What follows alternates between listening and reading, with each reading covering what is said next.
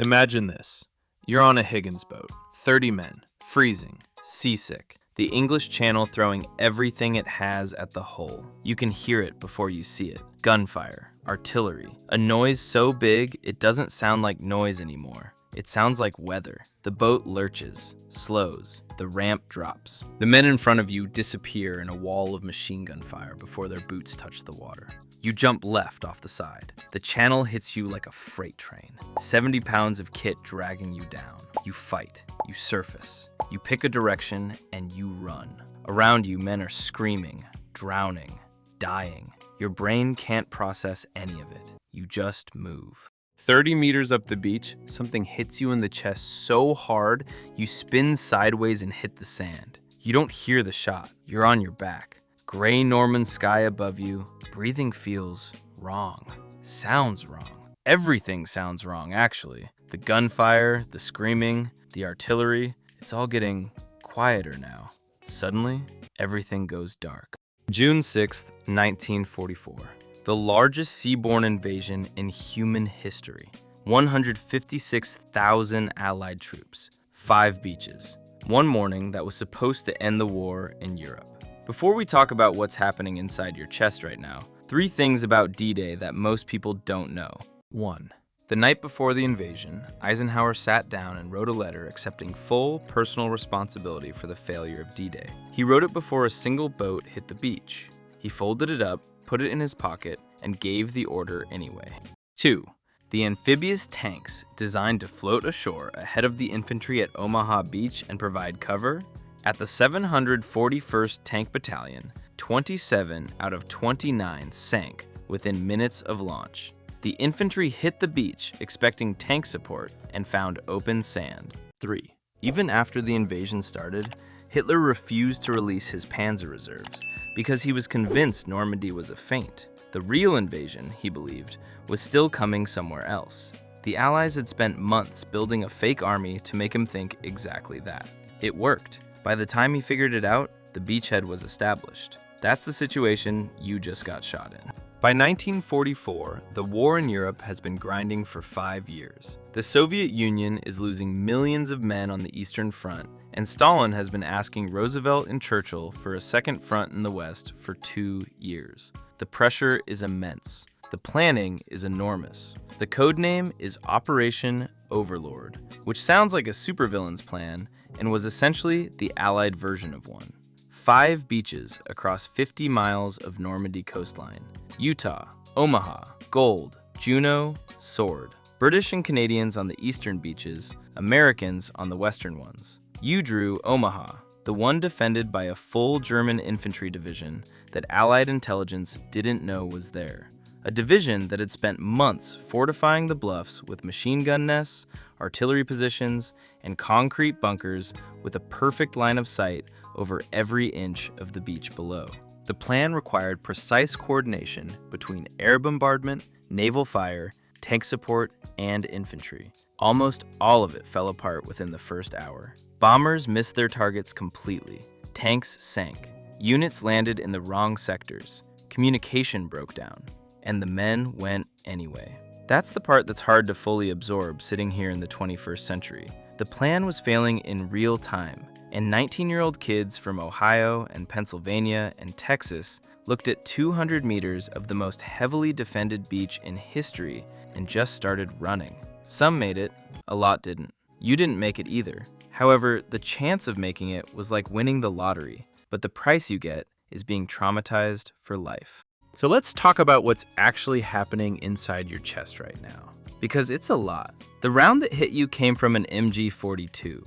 It travels at around 2,500 feet per second. That's not just fast. That's faster than your nervous system can register it happened. The bullet doesn't just punch a hole through you. It creates a temporary cavity as it passes through tissue. Everything around it stretching outward violently, then snapping back. From the outside, it looks like a small entry wound. From the inside, it's a car crash. Your left lung has been clipped. Here's the problem with lungs. They operate on negative pressure, a sealed system. The moment that round created an opening in your chest cavity, air started rushing in where it shouldn't be. Your lung is collapsing. Not dramatically, just slowly, quietly deflating like a punctured tire while you were trying to run a marathon. This is called a pneumothorax, which is the medical term for your body betraying you at the worst possible moment. But wait, there's more. The round also nicked a blood vessel on the way through. Blood is now filling your pleural cavity, the space around your lung, at a rate your body absolutely cannot compensate for. Hemothorax. Two problems simultaneously. One lung down, one lung filling with blood, and your body has just received the memo. Your sympathetic nervous system does what it always does in a crisis. Dumps everything it has into your bloodstream. Adrenaline, cortisol. Your heart rate spikes to 140, 150 beats per minute. Blood pressure drops and your heart is sprinting just to keep up. Vessels in your extremities constrict. Blood gets redirected to your brain and your heart because your body has decided fingers and toes are non-essential right now. Here's the cruel part. For about 60 to 90 seconds, you feel almost okay. The adrenaline is masking the pain. Your brain is still getting oxygen. You might even try to get up. Some men on that beach did exactly that. Took a fatal wound and kept moving for another minute on nothing but pure biological stubbornness before the system caught up with them. Then it catches up with you. Oxygen saturation starts dropping.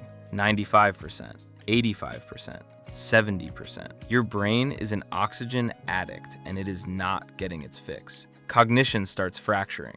Thoughts won't complete. The world starts narrowing at the edges like someone is slowly turning down a dimmer switch. Your heart is working so hard it's becoming inefficient. Racing but not pumping effectively. All that effort, diminishing returns. Blood pressure is in free fall now.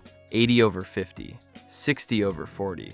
Your kidneys have shut down. Your liver has clocked out. Your body has triaged everything down to one single priority. Keep the brain alive for as long as possible. It's losing that argument.